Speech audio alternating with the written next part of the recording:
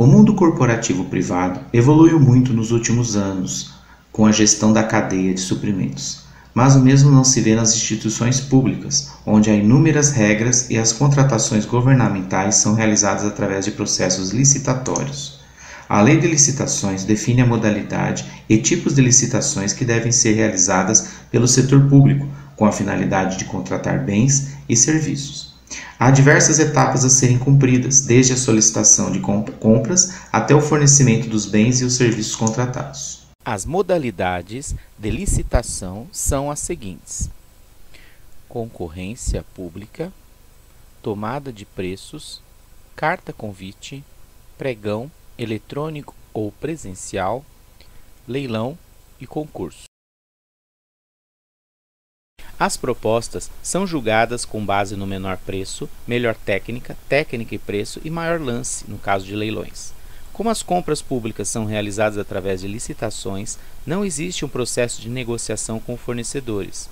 As propostas são analisadas por uma comissão e todos os processos são fiscalizados pelo Poder Legislativo e Tribunal de Contas, que exerce a função de controle. Quanto à posição em que se localiza o controle, podemos dizer que ele pode ser interno, decorrente de órgão integrante da própria estrutura em que está inserido o órgão controlado, e externo, exercido de um poder sobre o outro por órgão que não é componente da estrutura administrativa controlada. O controle social é o tipo de controle exercido pela sociedade e quanto mais transparente a gestão, maior será o controle social. Durante os nossos encontros presenciais, sempre temos a oportunidade de conversar com os funcionários e professores. Chamou a atenção do grupo algumas reclamações recorrentes, como a falta de alguns materiais, excesso de outros e desalinhamento do que foi solicitado com o que foi recebido para uso e consumo do empreendimento. O objetivo específico desse trabalho é apresentar uma solução para este problema, resolvendo a questão da falta e o excesso de alguns materiais e o alinhamento entre o solicitado e o recebido para uso.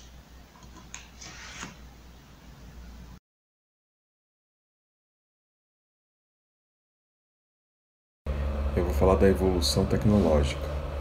A máquina que realmente mudou a indústria mundialmente foi o automóvel. Com a evolução da indústria automobilística nos últimos 100 anos, partindo desde lá de Henry Ford com a sua linha de produção, passando pela GM e a Chrysler com a diversificação de produtos e chegando ao modelo japonês, de avanços de controle de tempo, em um mix reduzido de produtos, nós tivemos uma evolução muito grande da indústria. O outro grande salto que existiu na indústria foi o advento da internet, a tecnologia da informação e a comunicação, que possibilitou o grande tráfego de informações na rede mundial, criando assim uma competição mundial, que a gente chama hoje de globalização. Essa competição ela procura algumas dimensões, né? Ela persegue algumas dimensões: o custo, a qualidade, o desempenho e a flexibilidade. Com isso, a logística teve um papel importante nisso tudo, né? Sendo criado mecanismos como o just-in-time, a importância de processos logísticos na entrega, na produção e viabilizando o cliente, né? Focando o cliente. Hoje em dia, existem as empresas perseguem o diferencial de produção em massa e customização. A produção em massa é quando você faz para todo mundo, e a customização seria exatamente diferenciar um produto para uma pessoa ou para outra. As empresas que têm um futuro promissor, né, que conseguem alcançar esse futuro promissor, são as empresas que conseguem juntar esses dois conceitos, de produção em massa e customização e otimização do produto, personalização desse produto.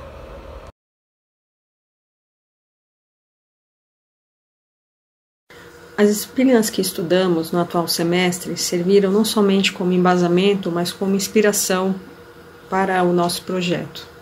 Conceitos de administração, como o ciclo PDCA, sistema de informação, que é na verdade a solução que nós estaremos apresentando para o nosso projeto.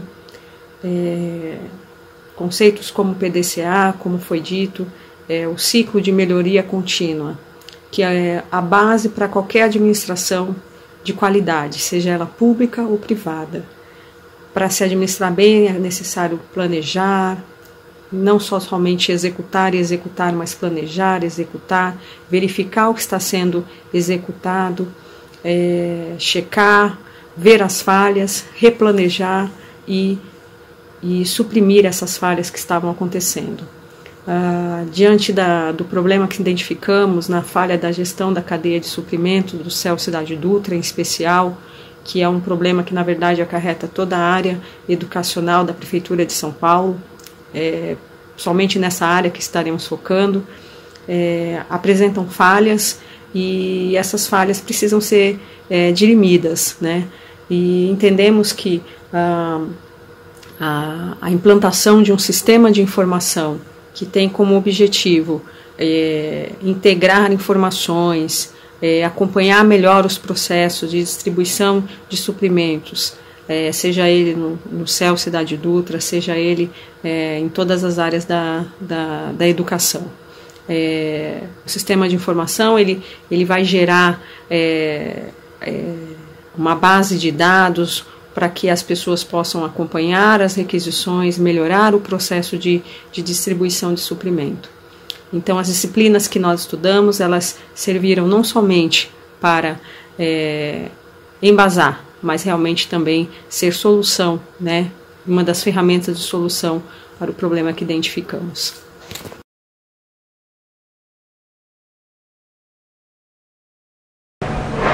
Olá, meu nome é Igor e agora eu vou falar para vocês sobre programação de computadores. Páginas e áreas de sites inteligentes são usadas para definir uma estrutura de site hierárquica. Os itens de conteúdo são salvos dentro da estrutura de site para fornecer sua estrutura de conteúdo e seu contexto. Uma estrutura de site consiste em uma única página ou área de site inteligente de nível superior sob a qual são armazenadas outras páginas, áreas de site e itens de conteúdo inteligente. Embora uma estrutura de site contenha apenas uma única área de site de nível superior, é possível criar múltiplas estruturas de site para uso em um único website. Quem são os profissionais envolvidos? São os profissionais de front-end. Desenvolvedor front-end é responsável por dar vida à interface, trabalha com a parte de aplicação que interage diretamente com o usuário. Por isso, é importante que esse desenvolvedor também se preocupe com a experiência do usuário. Na parte de estudo, esse profissional foca em HTML, que é uma linguagem de marcação, CSS, uma linguagem de estilo, e JavaScript, uma linguagem de script e programação. Temos também o back-end, que, como o nome sugere, o desenvolvedor back-end trabalha na parte de trás da aplicação. Ele é o responsável, em termos gerais, pela implementação de regra de negócio. Em uma aplicação web, esse desenvolvedor, quando focado, não toca na parte visual da aplicação, por lidar com a regra de negócio. Às vezes, um programador de sistemas, como de aplicações comerciais e até científicas, pode ser chamado de desenvolvedor back-end. E geralmente, nessas aplicações, este desenvolvedor trabalha um pouco com a parte visual. Por isso, para este artigo, o desenvolvedor back-end levado em conta é o desenvolvedor de aplicações web. Quando falamos de back-end em desenvolvimento web, nos deparamos com várias linguagens como Go, Clojure, C#, PHP, JavaScript, Python, Ruby, entre outras. Cada uma possui vantagens e desvantagens em relação ao uso no desenvolvimento web, bem como no mercado de trabalho. Para que o aprendizado em back-end seja ainda mais completo, é preciso ter conhecimentos em banco de dados, exemplo, MySQL, SQL Server, PostgreSQL, entre outros. Normalmente, o banco de dados é escolhido com base no que possui mais recursos disponível na linguagem que será utilizada na aplicação. Agora vamos falar um pouco sobre estatística. O que seria estatística? A estatística é um estudo que tem por finalidade a produção de resultados que sejam confiáveis, e para isso há necessidade de se cumprir as seguintes etapas de método estatístico. Definição do problema. consiste na identificação do tema que será objeto de estudo. Planejamento de estudo. Nesta fase, são detalhados os procedimentos a serem adotados na solução do problema e indivíduos envolvidos. As etapas seguintes também são elaboradas. Coleta de dados. Realiza-se a coleta de dados de acordo com a definição do planejamento. A apuração dos dados. Dados são verificados, validados e organizados. A apresentação. Montagem da forma como o resultado final será apresentado, geralmente gráficos e tabelas. Análise e interpretação dos dados. Exame detalhado para leitura e interpretação do resultado obtido. A população. De fundamental importância a um estudo estatístico, a população ela é definida como conjunto de itens do objeto ao qual se pretende estudar, em sua totalidade. Para melhor ilustrar o conceito, serão utilizados dois exemplos. Uma pesquisa eleitoral. A população ela é o conjunto de eleitores habilitados a votar na eleição em pauta. Ou uma pesquisa de opinião pública, que refere-se a todos os habitantes de um país que podem emitir opinião a respeito de determinado assunto. Temos a amostragem, que é parte representativa da população composta de tal forma que se possa realizar um estudo e realizar inferências que se possa obter um resultado confiável a nível de população. O critério de definição da amostra é fundamental na aplicação do método estatístico, que deve ser selecionada de forma aleatória e representante a população-alvo da pesquisa. Gráficos e tabelas são instrumentos de estatística descritiva que permitem a visualização imediata do resultado de estudo e uma interpretação correta do trabalho realizado. As tabelas têm por um princípio a organização dos dados, mas através desse instrumento é possível também ampliar informações através de totalizações. Já os gráficos possibilitam uma interpretação mais rápida e impactante, dispondo de vários modelos que podem ser empregados da forma mais conveniente à apresentação do resultado final.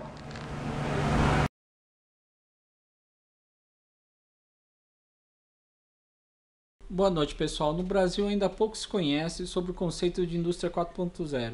É resultado da quarta revolução industrial, que provocou um avanço significativo na relação homem-máquina. E dentro desses fatores podemos citar o IoT, o Big Data e a inteligência artificial, entre outros fatores tecnológicos, né? E esse conhecimento vem crescendo dia após dia e devendo apenas os gerentes, os gestores, avaliar a questão de oportunidade e risco. Dentro do conceito de indústria 4.0, no que concerne a questão da logística e cadeia de suprimento, nós conseguimos obter soluções aí para a questão de gerenciamento de operações logísticas, fazer o planejamento da malha logística, né? E também temos questões aí de IoT, Big Data aplicado à logística, não só para a economia de recursos, para tornar a operação mais rentável, mas também na busca de mais oportunidades de negócio, de novas oportunidades, enfim, ou seja, tornar a operação o mais inteligente possível. O novo conceito de logística tem o objetivo de promover o fluxo contínuo de entrada e saída, minimizando ou mesmo extinguindo o uso de estoques. No setor público, todas as atividades de suprimento são regidas por normas específicas e supervisionadas pelo Tribunal de Contas da União. E nesse sentido, para se obter, né, os princípios da eficiência, da eficácia e da economicidade na gestão desses recursos, é necessário ter uma visão sistêmica, né, considerando todos os fatores organizacionais para um bom desempenho na gestão dos suprimentos.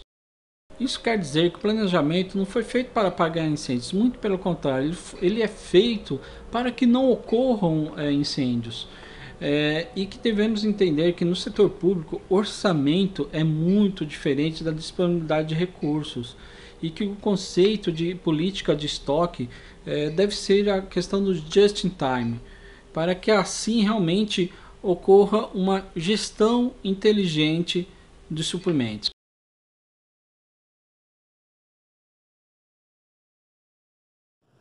Olá, eu sou o Denilson, e vou falar sobre pesquisa de campo, análise e discussões dos resultados parciais.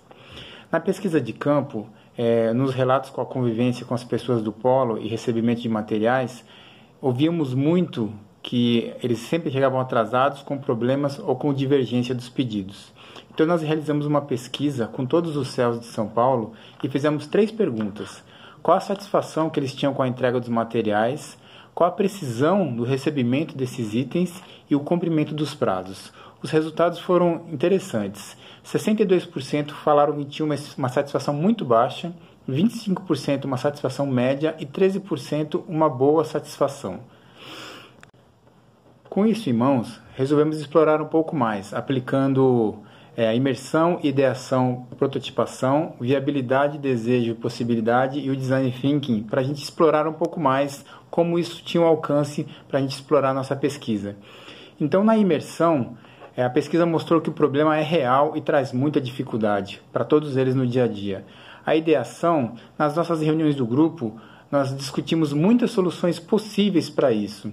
E em relação à prototipação, decidimos que um portal web para centralizar essas informações e rastreabilizar esses pedidos seria uma boa solução. Então partimos para viabilidade, desejo e possibilidade.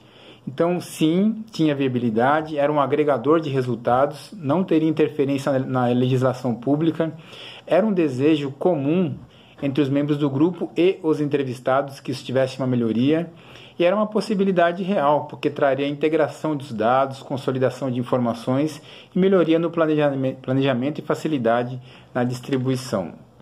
Quando chegamos no Design Thinking, isso só consolidou tudo que a gente vinha discutindo, porque nós conseguimos compreender a necessidade do usuário, nós conseguimos observar nas conversas realizadas que o polo precisava disso, os polos, as unidades educacionais precisavam disso. Conseguimos definir como solução a criação de um portal, então nosso foco passou a ser isso, criar essa solução. Idealizamos, fizemos muitas simulações e chegamos na solução final que vai ser apresentada um pouco mais à frente do trabalho. Na prototipação, nós criamos um sistema desenvolvido em Java na plataforma web. Testamos esse sistema, o seu funcionamento, e os detalhes estarão na parte final do vídeo, que será apresentado pela Mariana. Quanto à implementação, como é um trabalho didático, não é uma decisão do grupo.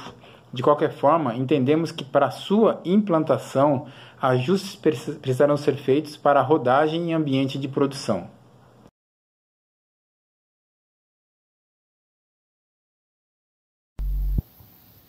Olá, meu nome é Mariana e eu vou apresentar para vocês a solução web que o nosso grupo desenvolveu para a gestão de suprimento das unidades CEL. O nosso projeto chama Eficientia e para a primeira coisa que tem que acontecer é a autenticação no sistema, né? Somente usuários autorizados devem acessar esse sistema. Efetuando o login, o usuário vai ter acesso às opções do sistema. No caso do cadastro de usuários, cadastro e gerenciamento de usuários, apenas o administrador do sistema. As outras opções, requisição, acompanhamento, consulta relatórios e aceite, são as outras opções disponíveis para os demais usuários. Para efetuar um pedido de uma solicitação de material, o usuário deve acessar a opção Requisição e Pedidos. O usuário seleciona a opção de todas as categorias e aqui ele vai selecionar qual é o item desejado. Selecionando o item da categoria desejado, ele refina informando qual é o tipo do item que ele deseja. O usuário ele seleciona o material desejado, informa a justificativa e a quantidade desejada. Confirmado o pedido, é gerado o localizador. Para acompanhamento do pedido, o usuário deve escolher a opção Acompanhamento e, através do número do localizador, ele pode acompanhar o seu pedido. Assim, é possível que o usuário acompanhe o prazo de entrega e o item e o status do pedido. Há também a opção de consultas e relatórios, onde o usuário pode obter informações sobre estoque, pedido e demais relatórios. Recebido o pedido, o usuário deve dar o aceite ou recusa, informando, no caso da recusa, qual o motivo dessa recusa. Há também a possibilidade do usuário efetuar o cancelamento do pedido. Acreditamos que a ferramenta irá auxiliar e minimizar os problemas que foram apresentados pelos usuários.